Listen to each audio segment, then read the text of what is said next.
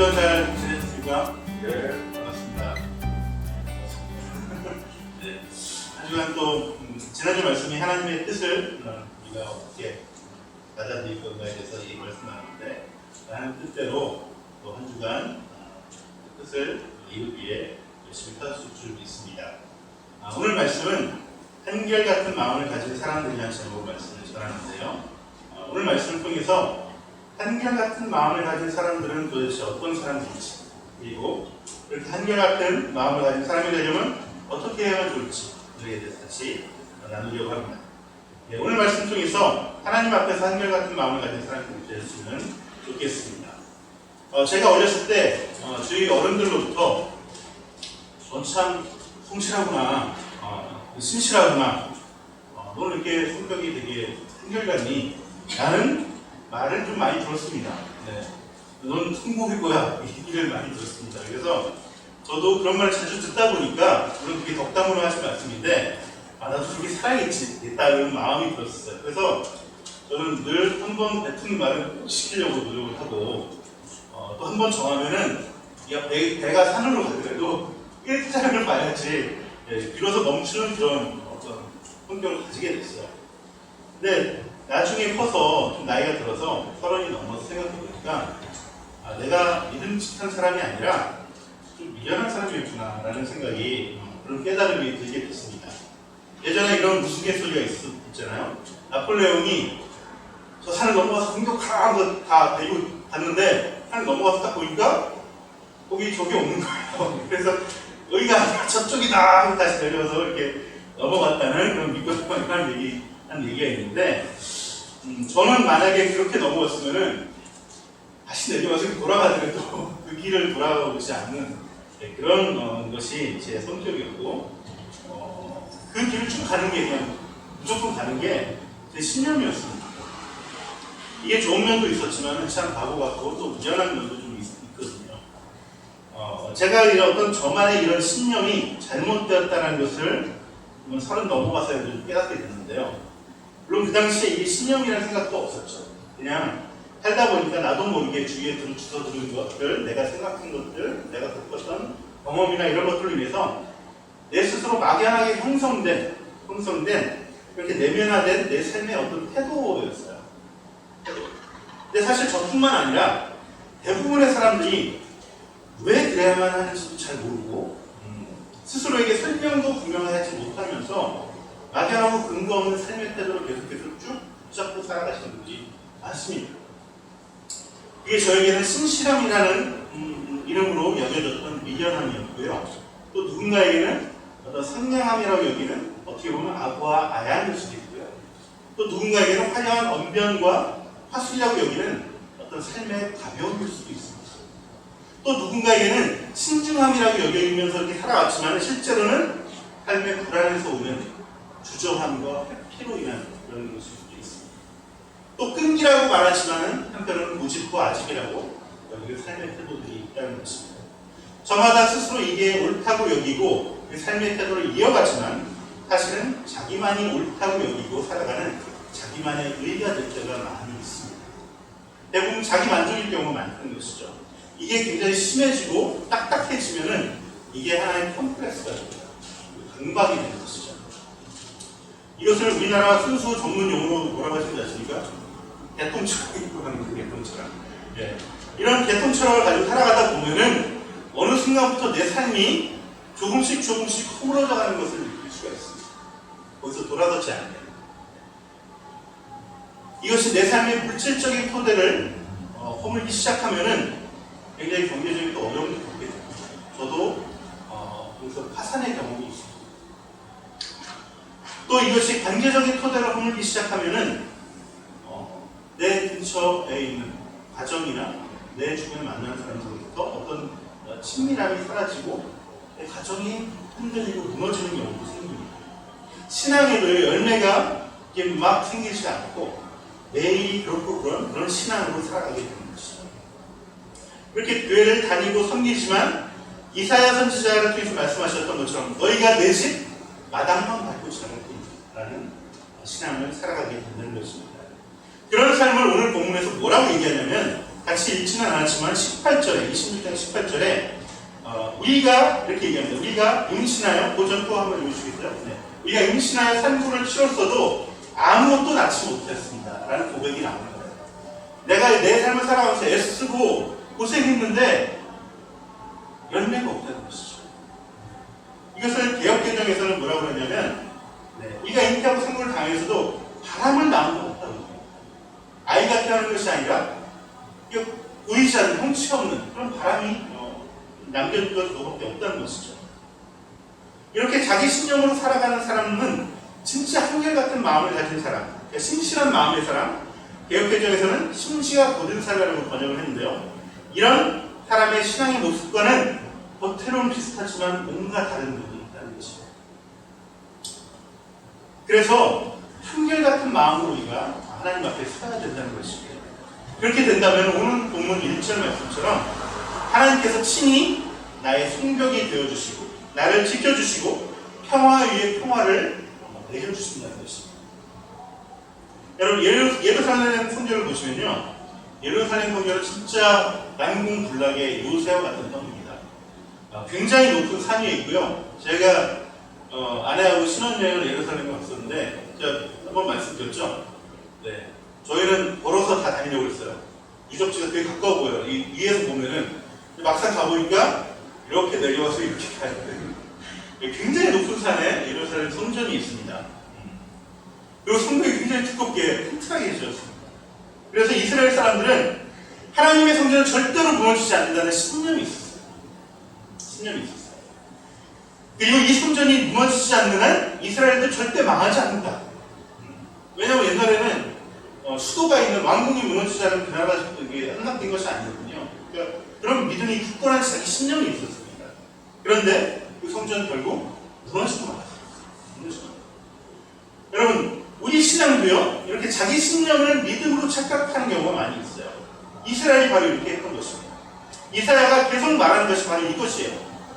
너희들이 그런 식으로 하나님 숨기고 그런 식으로 예배 드리지 말라는 것입니다. 크고 화려한 제물을 바치기만 바쁜 것이 아니라 진짜 너희 삶으로 예배를 드리라는 그런 말씀을 계속해서 던지고 있는 것입니다.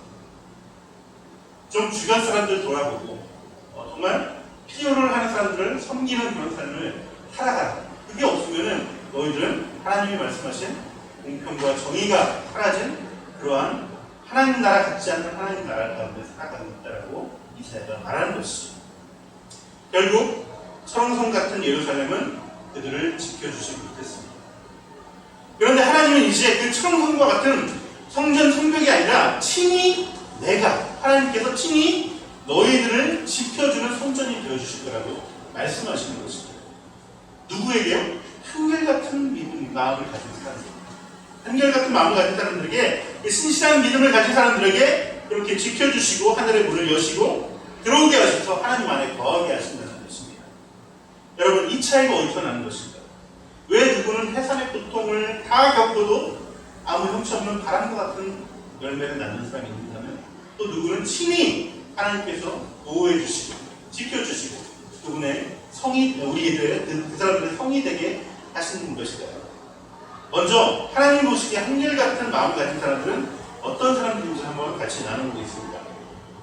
여러분, 하나님 보시기에 한결같은 사람들은요, 절대 마음이 흔들리지 않는, 의지가 굳세는 사람들을 얘기하는 것이 아닙니다.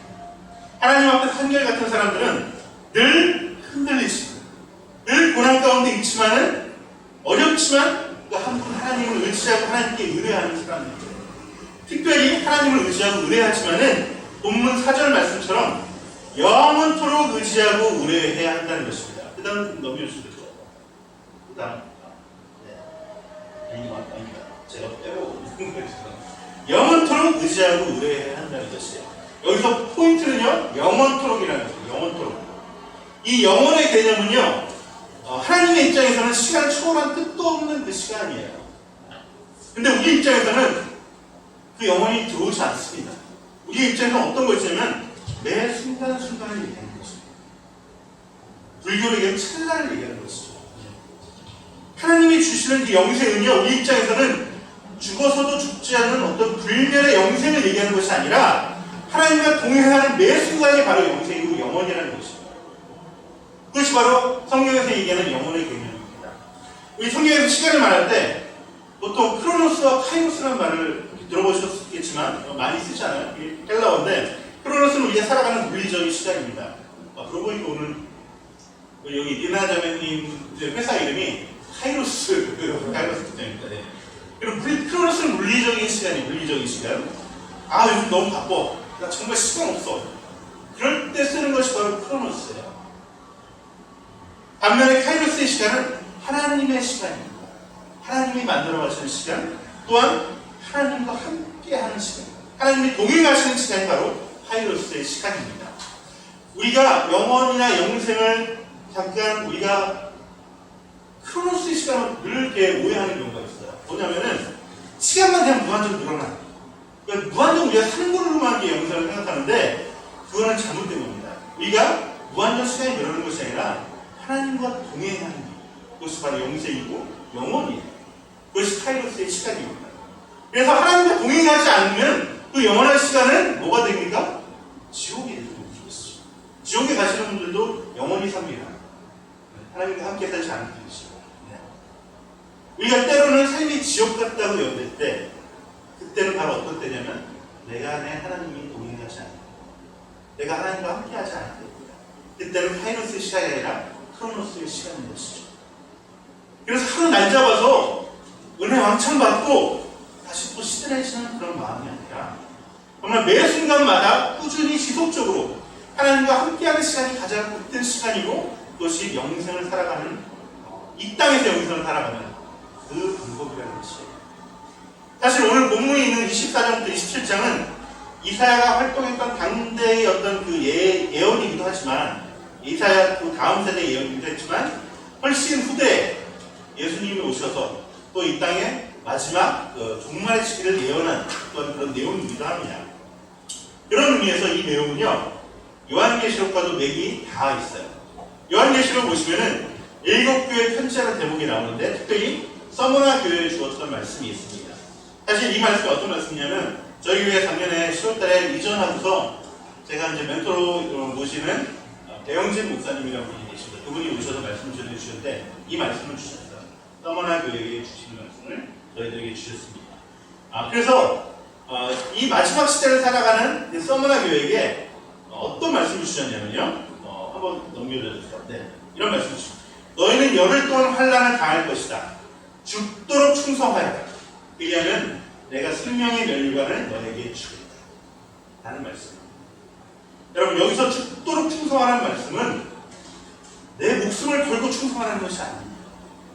이 말씀은요, 이 NIV 성경에 보면 정확하게 나와 있습니다. 한번 넘겨주시겠어요? Be faithful even to the point of death. 그러니까 죽을 각오로 충성하는 것이 아니라 죽음의 그 순간까지 신실함을 유지하라는 것입니다. 신실함을 유지하라. 내 숨이 넘어가는 그 순간까지 하나님 한 분을 의지하며 살아가라는 것이죠. 어떤 큰 결단을 하고 죽음도 불사를 하는 말씀이 아니라 매일매일의 삶에서 우리가 하나님 앞에 서는 날까지 그 순간순간들을 신실한 자의 모습으로 살아가라는 것이 마지막 시대를 살아가려는 그 서머나 교육이 주신 말씀이고 우리에게 주신 말씀이라는 것입니다. 여러분, 이 말씀을 좀 다르게 다른 학교에서 보면요, 우리가 하나님께 기도와 예배로 의지하고 또 결단한다고 해서 우리의 삶이 획기적으로 변한다는 것이 아닙니다. 어떤 그런 기적과 같은 것이 일어난다는 것이 아닙니다. 초대교회 성도들 역시 늘 고난 가운데서도 하루하루 이렇게 신실하게 하나님과 동행하는 그런 삶을 살아갔어요. 물론 우리 가운데 특별한 기적을 맛볼 때도 있습니다. 하지만 그 기적이 있다 할지라도 그 기적이 나의 삶을 신실하게 만들어주시는 것입니다. 우리가 고난 가운데서 던져주실 때가 있지만은 그것이 나의 삶을 신실하게 만들어주시는 것입니다. 여러분, 한 번에 다 좋아지면은 우리가 하나님을 그렇게 의지할까요? 의뢰할까요? 그렇지 않습니다. 우리는 보통 하나님 이것만 좀 해결해 주시면은 내 평생 주님을 위해서 다 바치겠습니다. 이렇게 마음을 먹지만은 그렇지 않습니다. 우리는 또 신실한 믿음을 저버릴 때가 많은 것입니다. 우리의 믿음은요, 그렇게 하루아침에 크지 않습니다. 하루아침에 자라지 않습니다. 날마다 이 흔들리는 삶 가운데서 하루하루를 주님께 의지하고 의뢰하고, 그래서 하나님이 주신 그 평화를, 그 작은 평화를, 평화 위에 평화를 주시는 그 날마다 평화를 하루하루 경험하고 누릴 때 우리가 하나님 앞에서 한결같은 사람이 되어져 가는 것입니다. 제가 좋아하는 영성 작가 중에서 헨리 나우멘이라는 분이 계십니다. 이분 이제 카톨릭 신부님이신데 정말 주옥 같은 책들을 많이 쓰시고, 제가 주로 예하에 많이 쓰시는 분입니다. 네. 하버드와 예일에서도 강의도 하시고 정말 시대의 지성이시고 영성도 하셨어요. 또 인생의 후반부를 캐나다에 있는 장애인 공동체에서 장애인들을 섬기면서 살아가셨던 분. 제가 이분을 직접 보지 못했지만은 그 영상이 몇 군데 있어요. 생전에 영상이 있는데 영상을 보면은 굉장히 키도 크고 유머 감각도 있으시고 굉장히 재밌으신 분이고 모든 문제들을 다 풀어주시고 그렇게 든든하고 한결같은 분으로 보이십니다. 근데 이분이 사실은 매우 심약하셨던 분이에요. 매우 심약하셨던 분이에요. 심지가 약하고 정서가 굉장히 불안하셨어요. 본인의 책에서도 어느 정도 고백을 하셨는데, 이분 주변 분들의 어떤 증언을 들으면은 늘 전화와서 눈물을 흘리며 하소연하는 것들 들어줘야 했던 그런 분이셨다는 거예요. 네. 심지어 이분은요, 동성애 성향도 있으셨어요. 동성. 신부님이 결혼 안 하시는데 동성애 성향이 있어요. 이분이 실제로 어떤 사랑했던 어떤 청년이 있는데, 이 청년을 마음을 품으면서 하루에도 수십 번씩 마음이 뒤집어지는 거예요. 그래서 얼마나 자기가 괴롭겠어요. 이 정죄감. 내가 여자를 사랑하는 것도 아니고 심지어 남자를 좋아하는 이 마음. 얼마나 괴롭겠습니까? 그럼에도 불구하고 이 헨리 나우멘은 자신의 연약함을 그대로 다 하나님께 솔직하게 고백하고 책 가운데도 고백했습니다. 한결같이 하나님께 하루하루 고백하고 주님의 은혜를 구했다는 것이, 그것이 정말 모든 자녀지위를 다 내버리고 장애인 공동체로 간 것도 다 그런 이유였어요. 신실함을 유지하고 있습니다. 그것이 헨리 나우멘을 정말 깊이를 알 수 없는 그 영성 작가로 만들게 된 어떤 기별이라는 것이죠. 하나님이 원하시는 것은요, 우리가 하루아침에 믿음의 용사가 되는 것을 원하는 것이 아닙니다. 하루하루 그냥 하나님께 의지해서 하나님과 동행하는 삶을 살아가는 것이 하나님께서 원하시는 삶입니다. 하나님은 우리의 삶의 모든 순간들을 자기에게 의탁하고 의지하기를 원하십니다. 그리고 하나님은 그 의지함을 통해서 나와 나의 삶을 조금씩 바꾸어 나가십니다. 결론적으로 우리는 처음부터 한결같은 마음의 사람, 신실한 사람이 되는 것이 아니라 흔들리는 사람으로, 심지가 약한 사람이지만 매일매일 지속적으로 영원토록 하나님께 의지했을 때, 그때 하나님께서 평화를 주십니다. 결국 우리가 한결같은 사람이 되어야 한다는 것입니다. 하나님은 우리에게 한결같은 마음의 사람이 되게 하시려고요, 영육간의 모든 것들을 공급해 주십니다. 필요한 것들을 공급해 주십니다. 평화라고 번역된 이 샬롬은 마음의 평안이나 평화만을 얘기하는 것이 아닙니다. 모든 것이 채워져 있는 충만한 상태가 바로 샬롬의 상태예요. 불안이 있는 사람에게는 마음의 평정을 주시고, 경제적으로 어려운 사람에게 재물을 주시고, 지혜가 모자란 사람에게는 깨우침을 주시고, 약한 사람에게는 건강함을 주시고, 이것이 하나님이 주시는 평화고 샬롬입니다. 삶의 모든 영역에서 이렇게 모자란 부분이 조금씩 채워질 때 비로소 우리 삶의 평안이 있는 것이죠. 제가 이곳에 이전해가지고 굉장히 부담감이 컸습니다. 근데 붙잡고 하나님밖에 없어요. 날마다 하나님께 의지했는데 정말 살아 숨쉬는 만큼 계속해서 채워주셨어요. 저는 거기에 나을 줄 알았습니다. 이 임대를 어떻게 감당하나. 그것 때문에 사실 커피 트럭도 시작한 거였는데 커피 트럭은 하지도 못하고 그렇게 하나님께서 채워주시고, 어떤 사람에게 평안을 채워주시고요, 어떤 사람에게 피로함을 채워주시고, 이것을 경험해서 그것을 경험하다 보니까 제 마음이 한결같아지는 거죠. 불안해지는 것이 아니라 한결같은 믿음으로 하나님께 대할 수 있게 된다는 것이죠. 여러분, 이렇게 한결같은 마음을 가진 사람이 되시려면요, 하나님을 정말 지속적으로 의지해야 되는데 어떻게 하면 좋을까? 가장 좋은 방법이 있습니다. 그건 뭐냐면 바로 공동체와 함께 작은 발걸음인 스몰 스텝을 밟아나가는 거예요. 스몰 스텝을 밟아나가는 그 스몰 스텝을 통해서 신앙의 습관을 들이는 것입니다. 여기서 포인트는 매일매일 지속적으로 하고 작은 발걸음이라는 것입니다. 여러분, 영성도 신앙도 습관입니다. 이게 형성되지 않으면 절대 영성이 자라나지 않습니다. 작은 습관을 이어가다 보면 마침내 큰 믿음의 사람이 되어 있는 것이죠. 다음 페이지 한번 보시겠어요? 네, 제가 요즘 우연히 이 스몰 스텝이라는 책을 쓰신 분, 박윤철이라는 분인데 이분도 비슷한 게 있더라고요. 네, 이분이 하루에 영어 단어 5개를 외우기를 열심히 하고 매일매일 그걸 영어 단어 5개 외우고 그걸 이제 그 네이버 브런치라는 데다 매일매일 올리는 거예요. 3년을 올리고 나니까 어느 날 드라마가 다 들리고 영어가 유창하게 들리고 그렇게 되다 보니까 우리 영어를 정말 잘하시는 분이신데 네. 그러면서 깨달은 거예요. 아, 이 작은 걸음이 쌓아가는 게 정말 중요합니다. 그래가지고 이제 이분이 브런치에 계속 사람들이 보다 보니까 3년을 보다 보니까 이제 상위에 이렇게 되면서 그날 밤에 정말 이 카톡과 그 문자가 1000통이 왔대요. 그 상위에 이렇게 되는 순간에. 그러면서 그 책을 쓰신 게 이 책이에요. 스미스북이라는 책. 지금은 영어뿐만 아니라 성경 필사하기도 하고요. 또 뭐 이렇게 여러 가지 습관들을 운동도 이렇게 하고 이렇게 해서 이렇게 습관들을 체화시키는 일들을 하고 계시죠. 근데 이분이 스몰 스텝하면서 가장 먼저 하는 게 뭐냐면 일기쓰기였습니다. 일기쓰기. 어떤 일기를 쓰냐면 세 줄 일기 씁니다. 세 줄 일기. 이분은 주로 아침에 일어나서 새벽에 전날을 돌아보면서 전날 내가 좀 잘못했던 거 그걸 한 줄 쓰고요. 전날 나에게 정말 좋았던 일 한 줄 쓰고 그날 오늘 해야 될 일 한 줄 쓰는 그런 세 줄 얘기를 딱 썼습니다. 그래서 이거를 오랫동안 계속 할 수 있었다는 거예요. 그 세 줄 얘기를 쓰다 보니까 이거 오래 하니까 되는구나 쉽게 조금씩 되는 거라서 그때부터 영어를 하기 시작했던 것입니다. 그리고 그것이 이제 알려져서 책까지 쓰게 되었습니다.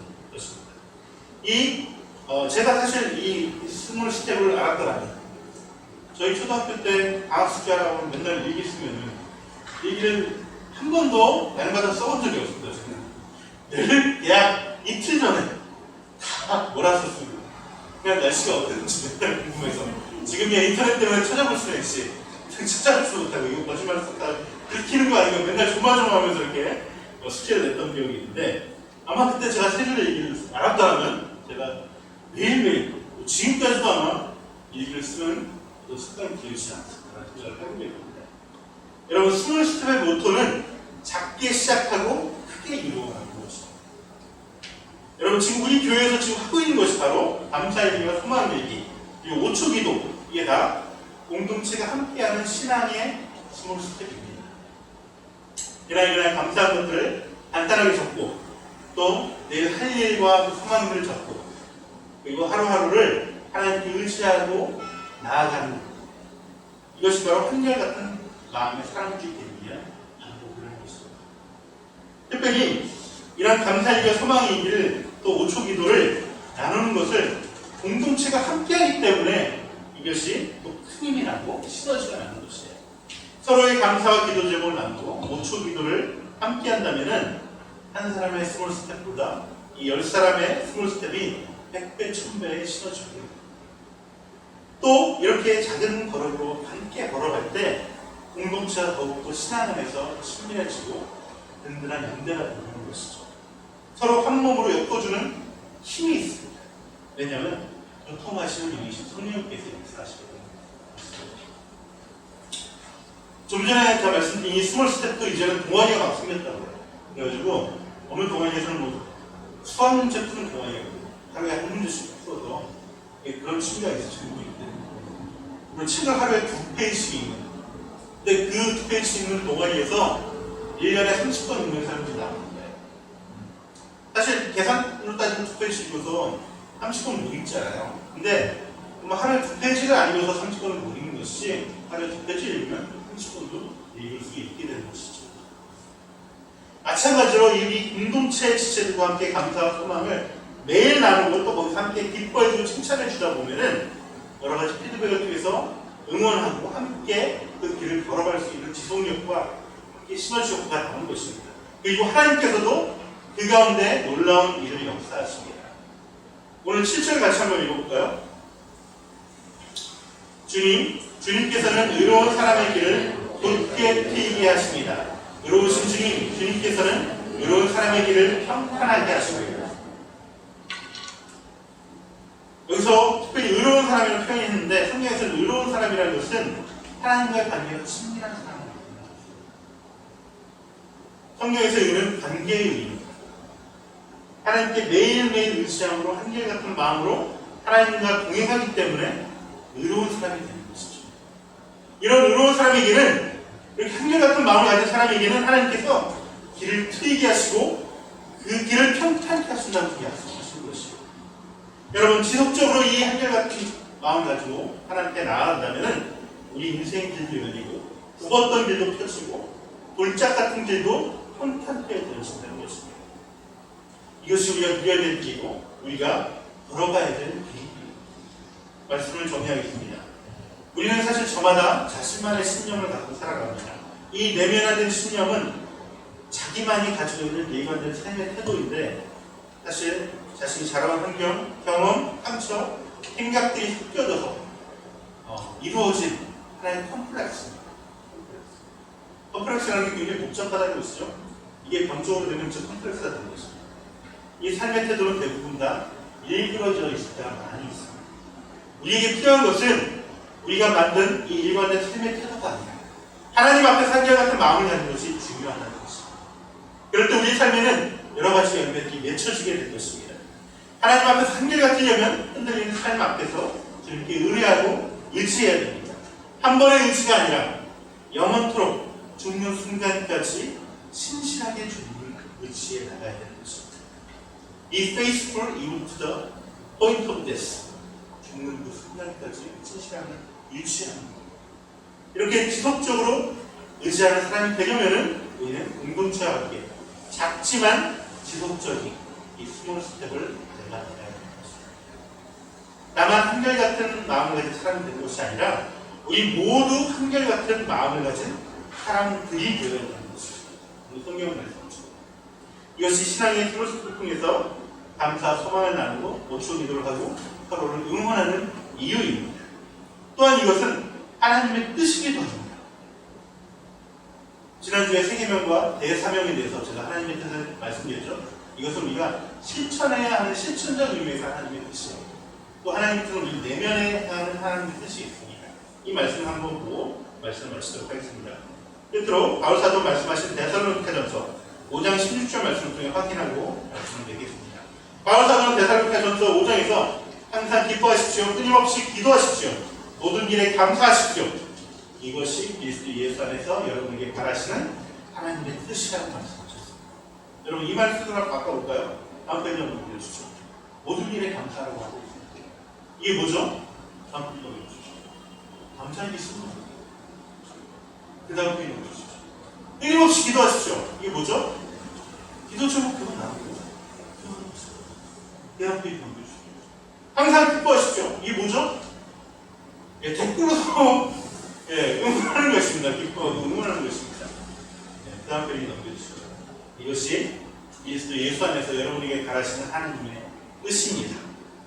이 말씀 붙잡고 우리의 영혼을, 우리의 매 순간을 하나님과 동행하는 그 축복을 누리시길 바랍니다. 이 시간 날마다 숨쉬는 순간마다 찬양을 이어드리면서